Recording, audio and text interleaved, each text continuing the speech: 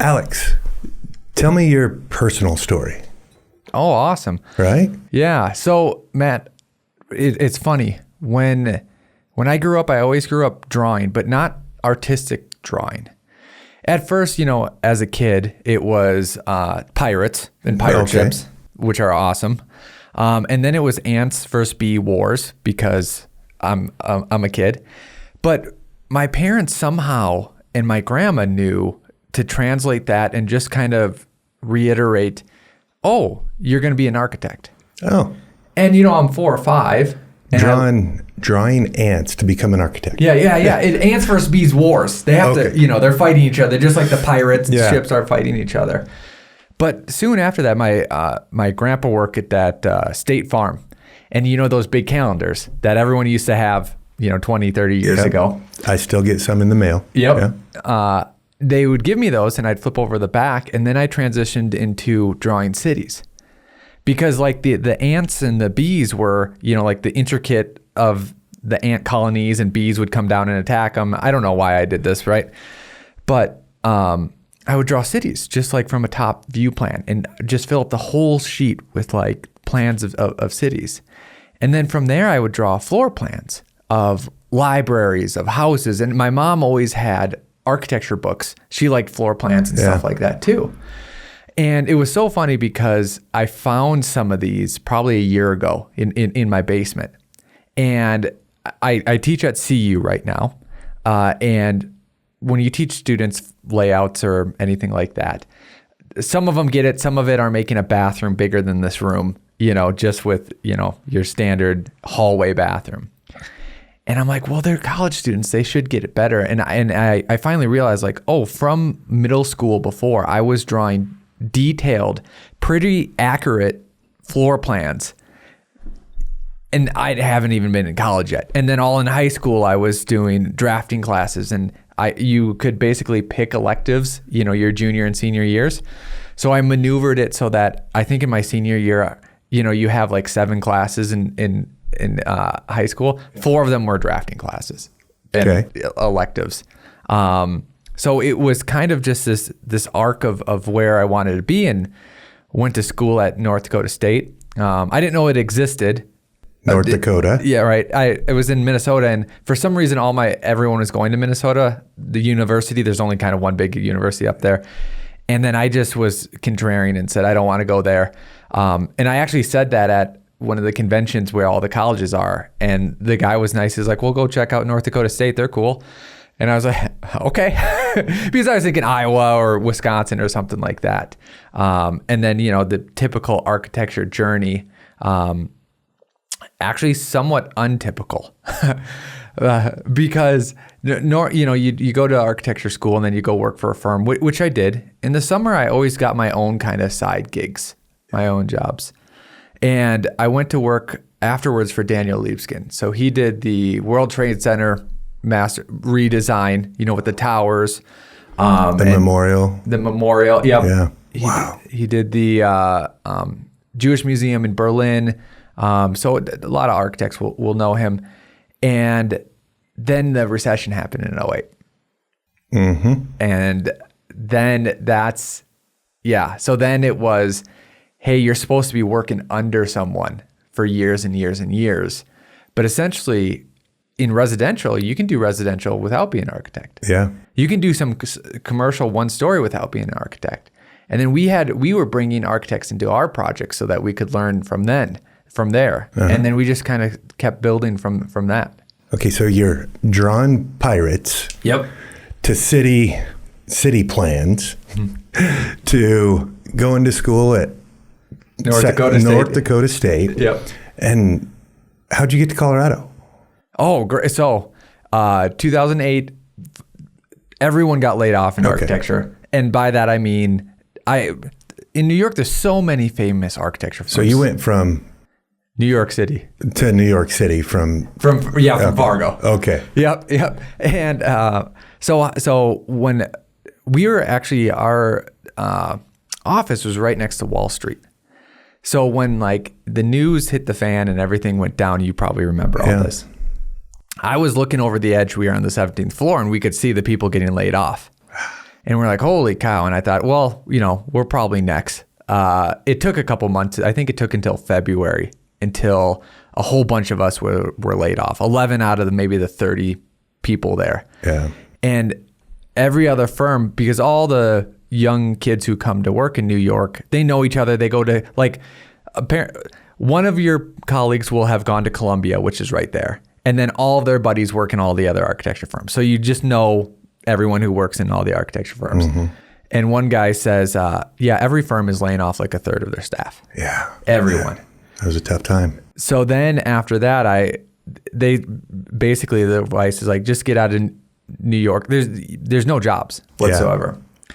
So I said, I'll go get my construction management master's degree back at North Dakota State. So you have your architectural design degree, but you're not a licensed architect. Right. Well, I am now. You are now. Yep. At that time you weren't. Yep. Okay. Yep. And then you went back for construction management. Yeah. So I did first my master's in architecture, then went back for my master's in construction management. And after that, the recession, this is now 2009. The master's in construction management didn't take me too long because I had all that master's work in architecture. So it was like a year and a half degree. It was a year and a summer. Yeah. A year and a summer. And the summer when I was finishing it up, I came down to Colorado. Okay. So I was finishing up that master's. And one of my favorite best friends from college was down here. And I told him in New York, because we would talk, I said, hey, it's hitting us, like this is going to happen probably everywhere. I bet you a bunch of young people got laid off. Yeah. And he started making families for Revit, which you're probably familiar with, and selling it on this old website called TurboSquid. Okay. So, and what's so funny is that then there's the ArcCat is a company that has every manufacturing product that you want in Revit. Mm-hmm. Well, they found him because he was making all the families, and then they started hiring him to make the families and all that. So then basically, after the master's degree, there was still no work, and I said, hey, I'm not just going to sit here and live in my parents' basement or whatever. Yeah. They didn't even, actually they did have a basement, but I wasn't going to do that. So I said, I have $4,000. I'll come down and we'll see if we can make this work. And we started from there. And so you started working with your friend at F9. Basically made up F9. You just right then. Yep. Okay. Yep. Wow. It's so what I enjoy about people unpacking their stories is when other people listen to it. So say one of your students listens to this and it's like, oh, okay, it just doesn't happen, right? No. I mean, there's a journey to it. There's the ups and downs.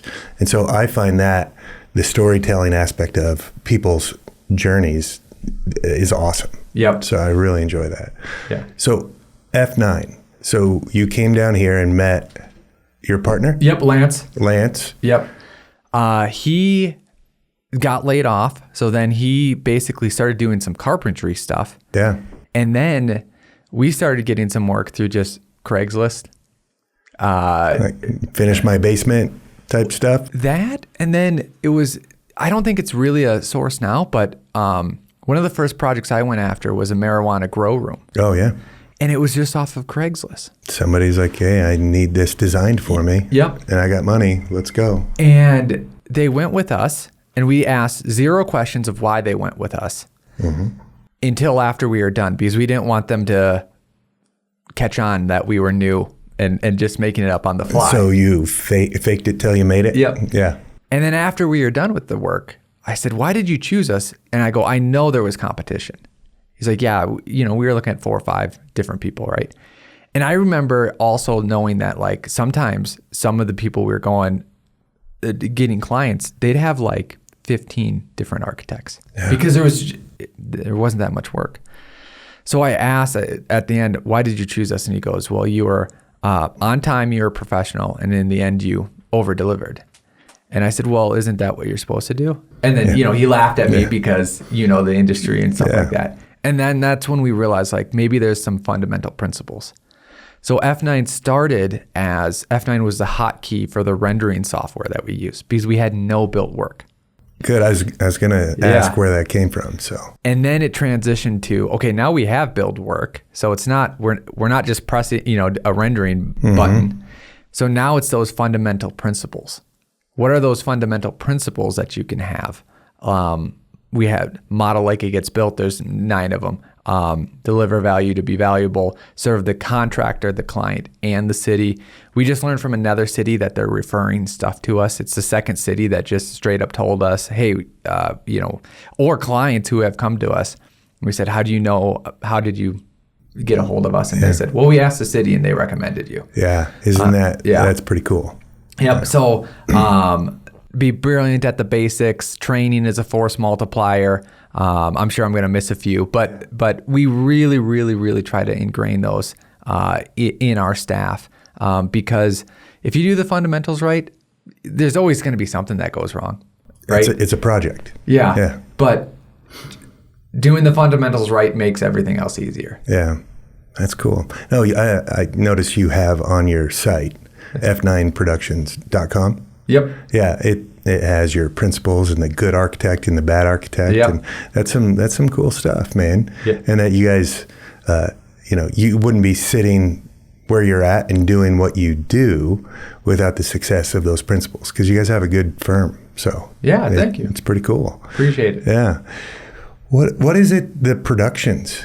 Because does it go back to you drawing pirates and creating wars? In the name? Yeah. It's so funny because some people, it's very rare now, but they think we're a production company. Yeah. Can you make a podcast for me? Yeah. And it was only, I don't know how we had F9, like the record, and it was a product of F9. So just F9 Productions. All right. Yeah, that was it. Oh, that's fun. Tell me about how you got into the educational aspect of architecture teaching, and where do you teach at? Yeah, so I teach at CU Boulder, teach in the engineering department, architectural engineering department. And what happened was around 2014, something like that, we were hiring. And we realized when a couple students came, it was actually one student came in, and then we reviewed resumes of a couple others. They had no idea how to use the program. Yeah. No idea. So all we did was we just emailed the director and we said, hey, can we help you out? We know this software very well, and we can give you templates, and we actually have some online training that we offer to professionals. And just that was it. And then they said, well, do you just want to teach a course? And it was that, And we said, absolutely. And what we teach is we teach basically who's going to become structural engineers and construction managers. We teach them how to use Revit, but more importantly than that, we teach them the design process, and then how we teach Revit is how a building gets put together. Okay. So as you know, you put up sticks first, you do framing first. Well, let's start with the foundation. Yep, foundations. Okay. Yes. Yeah. But we don't design the foundation first. But it's a good point. Yeah. So every component in ours is sort of mimicking the construction process. So it's a framing wall first with the drywall. And why that kind of matters is because if you're designing something, and if your wall is, because Revit is a whole system, right? Mm-hmm. And you have to decide, am I going to pick the brick wall or the siding wall or whatever? Like, that's not even in your first thought. Your first thought is, will this thing even fit here? How is this going to lay out? Well, we have our framing walls, right? And then we have our framing floor box, and then we have our facade walls, and then we have our finish flooring, and then we have, ceilings and stuff like that. Because it allows you to get deeper as you go on. Because if you just lay out the framing and the spaces to begin with, right, then you can work on the design later. And why I say that is that everything now is mimicking construction. And this is what we learned in one of our first projects down in Lakewood. We did townhomes. Yeah. And if you remember AutoCAD, maybe you still get some AutoCAD drawings? Yeah, people still use AutoCAD. Yeah. I mean, it's kind of, we've worked with 13 different architects in the past 2 years. Yeah. And there's the Revit side, and then there's the SketchUp side, and, those are the two sides. And AutoCAD comes from which side? AutoCAD comes from basically just, it's all owned besides SketchUp by Autodesk. Yeah, right? Autodesk. But a lot of AutoCAD is just lines, right? Yeah. And I learned AutoCAD back in the day. And my brother's a carpenter, and he hates architects because these lines don't always match up. And I don't want to belabor the point because SketchUp has the same thing too, where everything is now 3D. Yeah. So in that townhome project, the city, what is it? What do they do? Red tag them? Redline it? No, red tagged them. Oh, red tag. You get shut down. Yeah, shut them down. And because they were going to be building too high. And the contractor said, well, we can't build it like this. So we just made our foundations all even instead of like, right? Oh, no. And we were young, right? So essentially, what we did was we just cut a section and the model showed that it could, because everything is realistic. And why I say that is because I've known a project in Denver where they've updated the elevations, but it was in AutoCAD. But that doesn't mean that, your floor boxes were still 9-foot plate heights. You're showing the city one thing, you're building another thing, it doesn't really work out. Yeah. Right? So those plan busts. Yeah. That happen. I still know several architects that use AutoCAD and then they push it into Revit, and they start in that. And then I know architects are like, I'm fully in Revit or fully in SketchUp. Yep. I don't even use the AutoCAD anymore. Yeah. So, yeah, it's crazy. So with your schooling, do you get to hire some of your kids right out of the classroom then? We have at least 2 right now that came directly from there. And there was a couple last semester that were really good that I'm thinking about for summer internships. So, yeah. That's fun. It's a good training ground, pre-training, pre-interview. You get to see their work and what they can do. And yeah, that's a good thing. And it's cool too, because for some reason, last semester and this semester, I've really emphasized what they're doing and how important it is. Not a lot of people get to build actual real things, whether it's even like products. There's only a couple people designing this can, and they sell 50 million of these cans or whatever it is. And because where we're at, we're in Boulder County. But the same thing is true if you look at Chicago or LA or these different places. It's not easy to build, and it's not easy to go through this process. And honestly, if you didn't care, I didn't care, the clients didn't care, it would be easy for stuff not to get built. It'd be very, very easy. And built not correct. Yep. And what I'm trying to convey to these students is that I'll back up in a story. Lance, my business partner, and we did a skyscraper in college together. Did it get built? Nope. Okay. It won the competition, but it didn't get built. Yeah. And my mom looked at it and she goes, because we had all the drawings, the renderings, all that. She goes, I would have no idea how to even start to do something like that. And to me, because I just did it, I was like, everything from concept sketches to modeling to, like form making to different programs, all this, iterations, feedback. And in a second, my brain just went like, here's the 400 different things that we did that took the whole semester to do it. Mm-hmm. And it's so I couldn't even explain to my mom like, there's Boolean operations, there's Tesla, like there's different things you can do with the computers because it was a pretty fancy, skyscraper. And what I'm trying to convey to the students is like, you now have the opportunity to do that. Like your ideas, what you think of, if you can model it, if you can, and you don't even have to know everything that goes together. You can ask an engineer, you can ask a contractor, right? But if you can put it out there visually and have some skills, like that thing can actually come to life. Yeah. What is it? F9 Production, you're an architectural firm, but you're also more than that. You're a design build firm, and you have your own building arm, but you don't build everything that you design either. Yep. So I've noticed that we've had the privilege of building one of your structures before in our history, and yep. They're good plans. Yeah. They really are. So tell me more about how you got into that. Yeah. So what happened was around that recession time. Now it's 2012.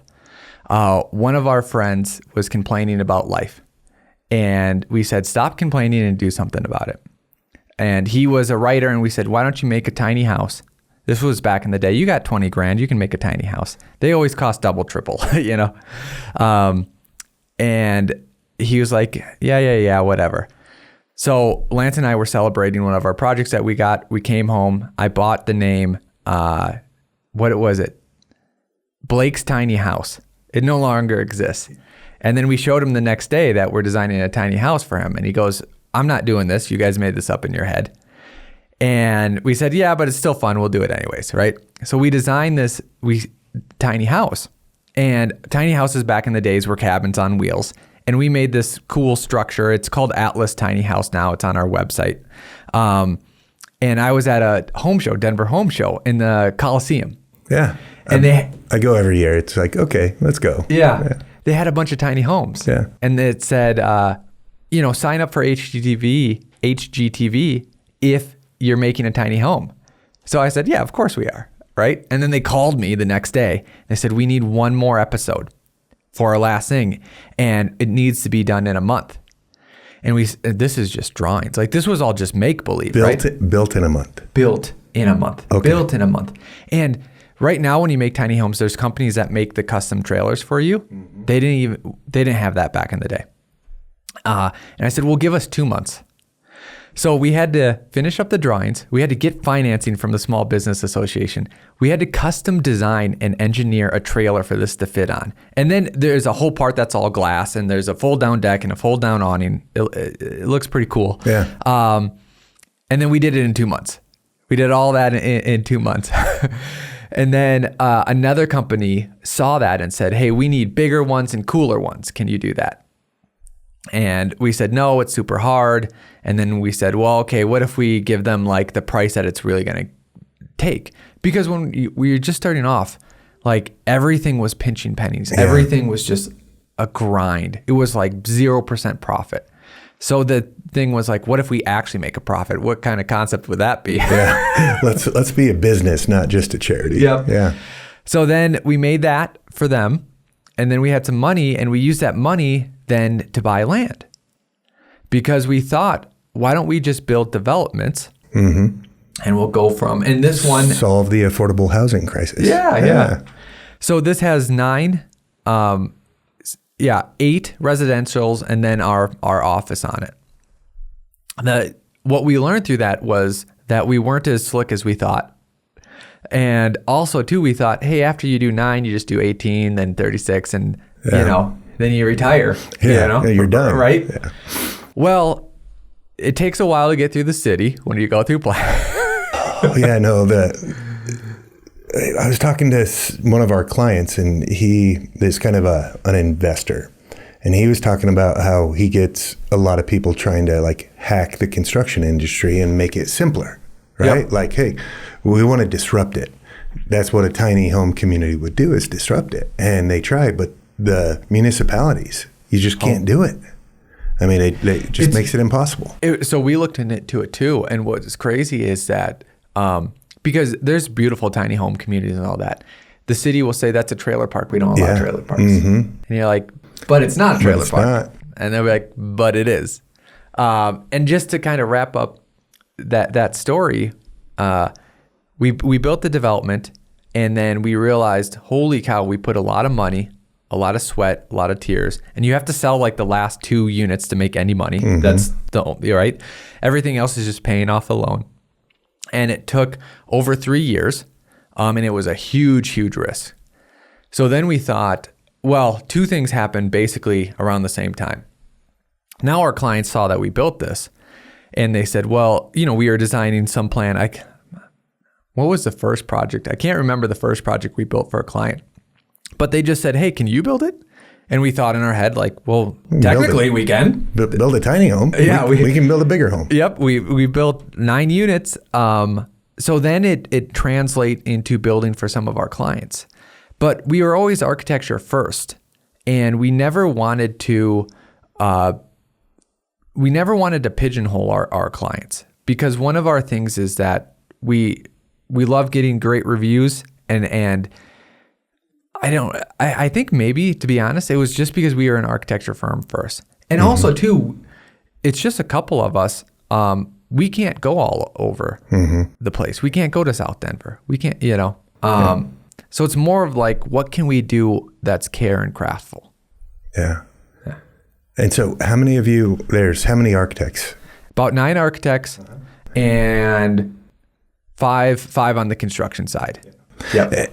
And it probably saves the project, your clients, and you some headache when you're the architect and your builder knows how to put together what you're designing. Yep. That's I could see that being a big benefit, because there's, architects, and we'll look at these plans. We're like, all right, we've built something like that, but what are the details? And finding somebody who understands and can be, who understands the communication of your plans to be able to build it.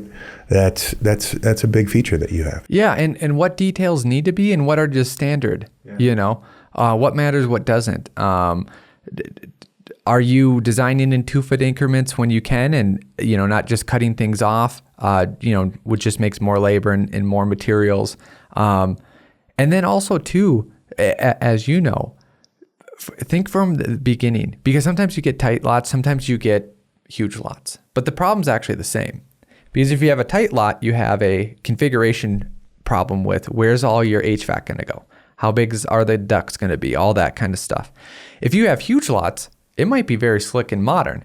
So where are you going to hide your HVAC? Where are you going to hide your ducts? You don't want a stupid drop in the middle of a gorgeous, living room structure or something like that.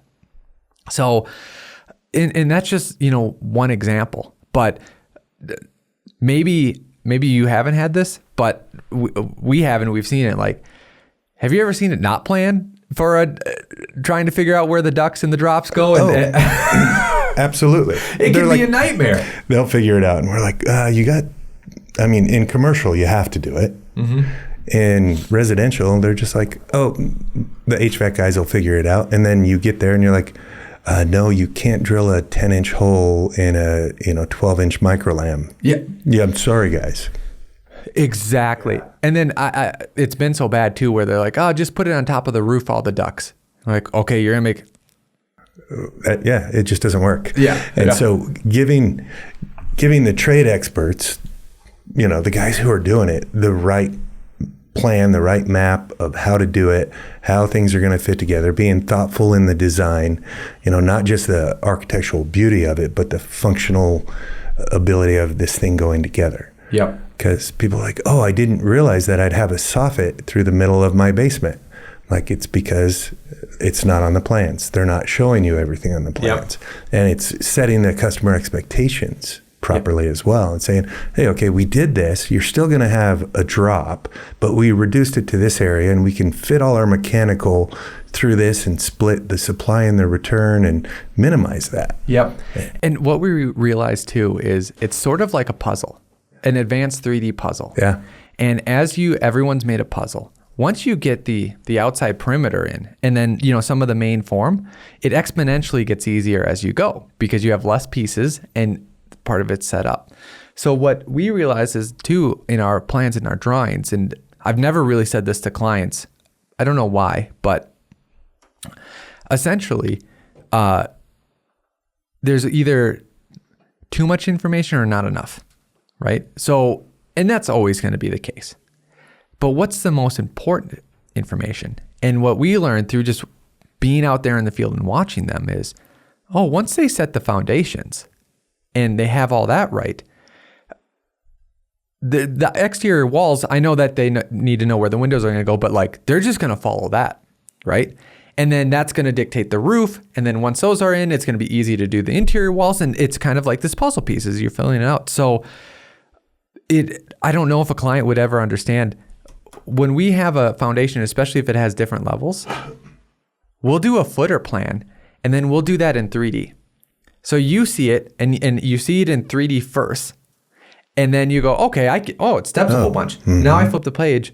Oh, there's those big dashed lines are where it steps, and then you mentioned this in the beginning, but where do you start with a foundation, right? And then go to the next page and flip it over and Now you have your foundation wall, right? So like making those clear is something nuanced that I know that I hope some people appreciate. No, as a builder, we do.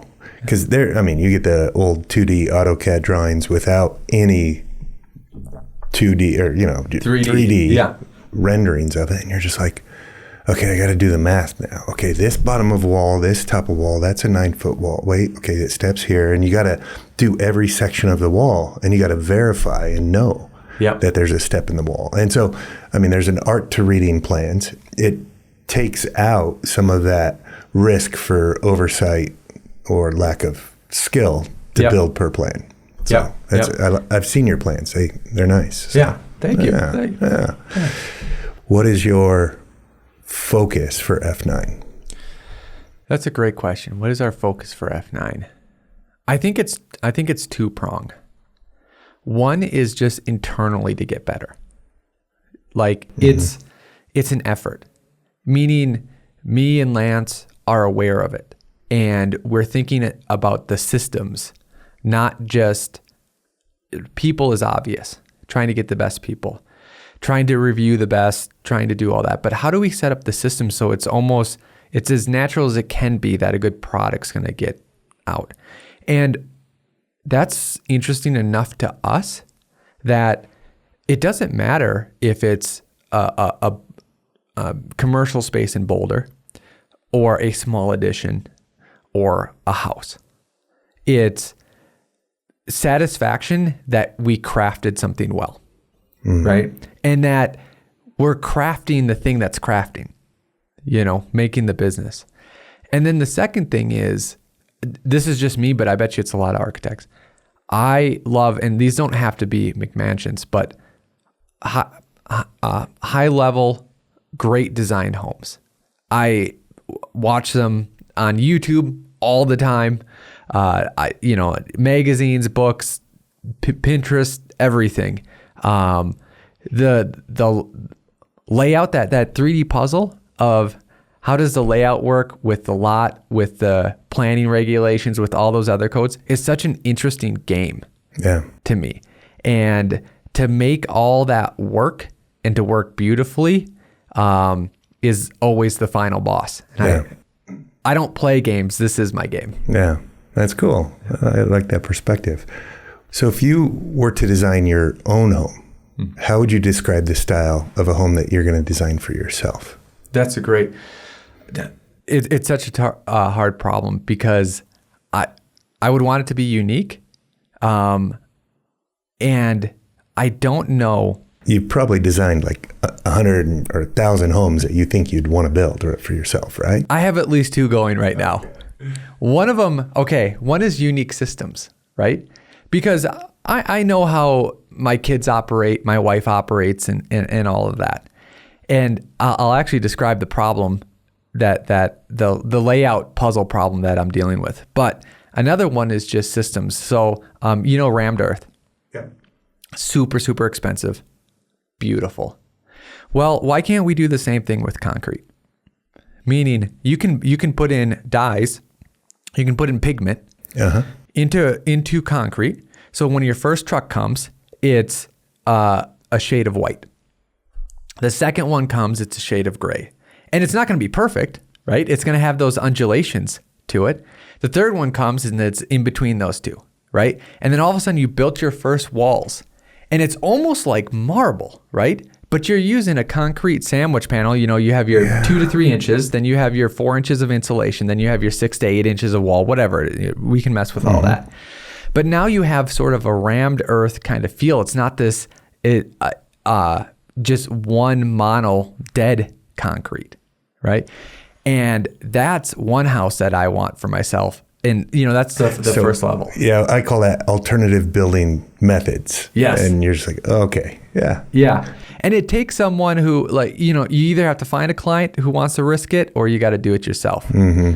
And then finding a vendor who could do it. Yes. That's part of our challenges, isn't it? Those kind of things that aren't standard every day. It's like, no, we got to have the guys who can be an artist with us in their craft. Yeah. So the other one I'm thinking about too, the other way is how do you I have 2 kids right now, and depends on what you want in your house, but you might have a kid living room or one in the basement, right? You might have an office for yourself, maybe an office for your wife.